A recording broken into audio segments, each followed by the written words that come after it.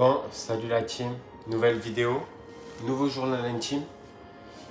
Là, je suis de retour en Thaïlande. Ça va faire bien une semaine et demie que j'y suis.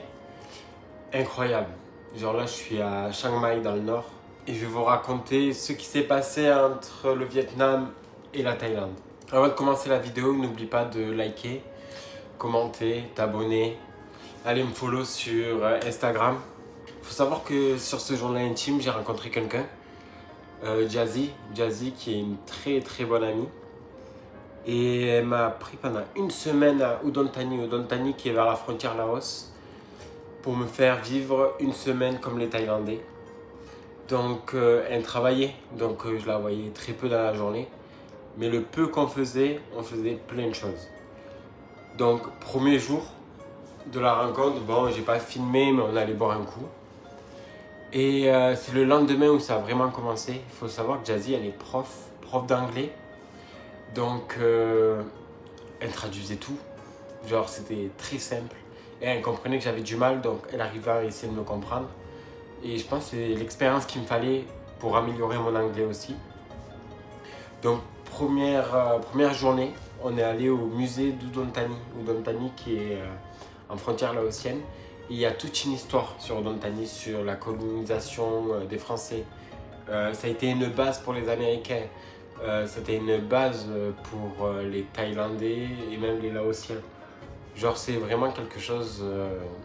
Ils ont tout un chemin historique incroyable. Elle m'a montré le roi qui a combattu la France. Elle m'a expliqué pourquoi le roi et la reine étaient très admirés. Elle m'a dit aussi que c'était pas la première reine, mais c'était la deuxième avec ce roi-là. Puis après, elle m'a expliqué que aussi beaucoup de pays sont venus poser leur influence sur la Thaïlande. Comme on pouvait voir au Vietnam, il y a beaucoup de choses vietnamiennes qui reviennent. Il y a beaucoup de choses américaines ou françaises qui ressortent. Donc ouais, l'influence pendant la guerre a beaucoup joué pour la Thaïlande. Il y a autre chose aussi qu'elle m'a expliqué. Il faut savoir qu'il y a très peu d'écoles pour filles en Thaïlande. Et à Udon Thani, il y a une des plus grandes écoles connues parce que c'est la première reine qui l'a créée pour que les filles puissent être scolarisées.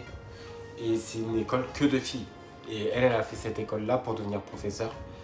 Et elle me disait que oui, voilà, la première fois qu'elle voyait des garçons, c'est il y a 2-3 ans. Dès qu'elle est sortie de l'école, quoi. Donc voilà. Puis vous connaissez la routine, on est allé manger, je suis rentré, le lendemain elle est revenue me récupérer. Elle est venue me récupérer pour aller voir une pagode qui est c'est un temple. Et elle m'a expliqué pourquoi elle priait, pourquoi elle croyait, elle allait pour prier. En même temps on a visité. Après elle m'a un peu parlé des moines.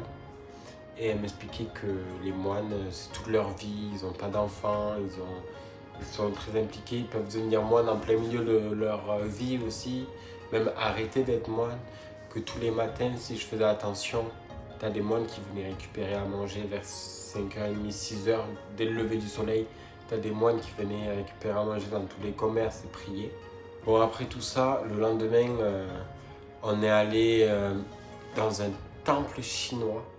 Il y avait une fête en fait pendant la période où j'étais à niveau de ce temple là où il y avait un granat market que chinois, c'était musique chinoise, ils t'apprenaient à faire du thé, l'architecture était incroyable.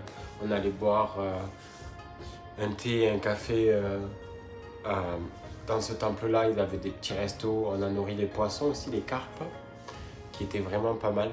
Non, vraiment, elle m'a fait voir et visiter plein de choses. On a eu de vraies conversations aussi. Et je me rends compte que nos vies sont très différentes. Nous, on peut vivre librement grâce aux aides ou même à la mentalité du français. Mais eux, ils sont plus ouverts niveau humain que niveau avenir, entre guillemets. Nous, on va être plus fermés, on va être plus sur le jugement, mais on va être là en mode... tes parents vont dire fais ce que tu as envie de faire dans la vie, tu vois. Et là, chez eux, c'est le contraire. C'est plutôt très ouvert sur l'aspect physique. T'es un homme qui veut devenir une femme, pas de souci, ça ne me dérange pas. Si t'as En gros, ils acceptent tout ça. Mais dès qu'il s'agit d'avenir, ben, c'est différent. Genre, elle m'expliquait que prof, ce n'est pas elle qui l'a voulu, c'est sa mère. Parce que voilà, c'est un métier qu'elle a toujours voulu faire, ou c'est quelque chose qui paye bien. Mais ça peut être, elle m'a pris d'autres exemples. Elle m'a donné l'exemple du fait que ben, les gens qui ont des restos, souvent leurs enfants travaillent avec eux et ils restent avec eux pour travailler. Donc ils finissent à prendre les choses, c'est des trucs familiales et ils n'ont pas trop le choix. Donc voilà. Donc voilà, le reste, je ne l'ai pas forcément filmé parce que on n'a pas fait de sortie, on était plus posé à discuter et tout ça. Mais ça a été une très belle rencontre. Je pense que je garde absolument et que j'irai revoir. C'est une fin de vidéo pour moi. Donc c'est une vidéo pas trop longue. Donc j'espère qu'elle vous aura plu. Et on se dit à lundi pour une nouvelle vidéo.